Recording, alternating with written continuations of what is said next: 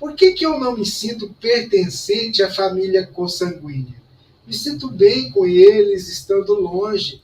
Não é que não os amo, mas sinto uma diferença muito profunda que às vezes me deixa muito triste. Obrigada e boa noite. Olha, essa questão, ela é uma questão muito frequente da gente se sentir meio que inadaptado. E não é só na família, não é só na família. A gente também sente isso na sociedade em que a gente vive.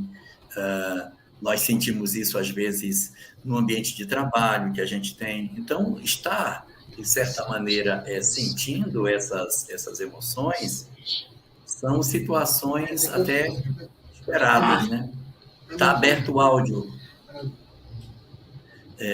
Então, são até esperadas. Acontece que quando essas situações elas ocorrem na família, chama muito mais atenção, porque a gente se sente pertencente, são nossos pais, são nossos irmãos, e a gente não estar em sintonia com os nossos parentes realmente causa mais estranheza. Mas o que é que a doutrina espírita diz? Que a gente precisa trabalhar isso olhando dois aspectos. Allan Kardec, no capítulo 5 do Evangelho segundo o Espiritismo, quando fala das causas das aflições, diz que existem causas atuais e existem causas anteriores.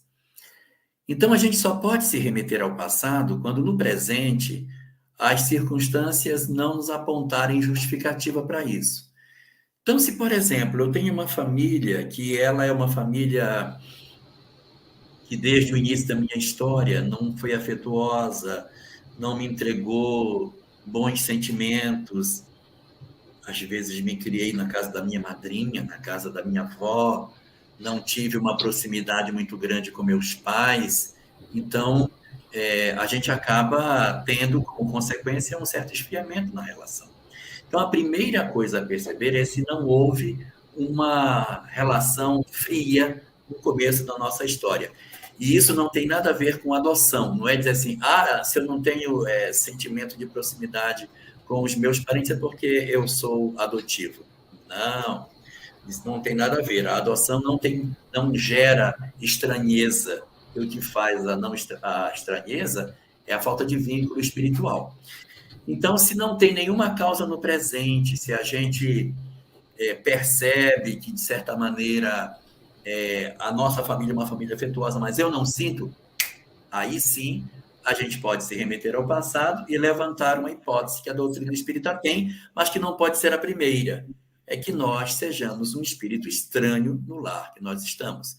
Isso não é incomum, isso acontece, não é com frequência assim tão grande, mas existe sim uma incidência de espíritos que renascem em famílias que não necessariamente a gente tenha um vínculo anterior.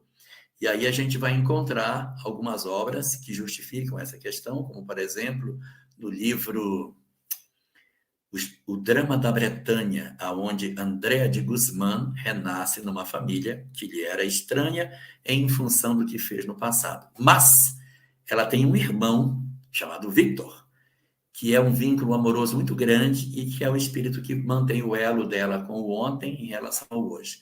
Então, na sua família, pode ser que seja do presente, pode ser que seja do passado, mas muito provavelmente você tem alguém ou alguém na sua família atual que são laços do ontem, fazendo o vínculo do passado com o agora.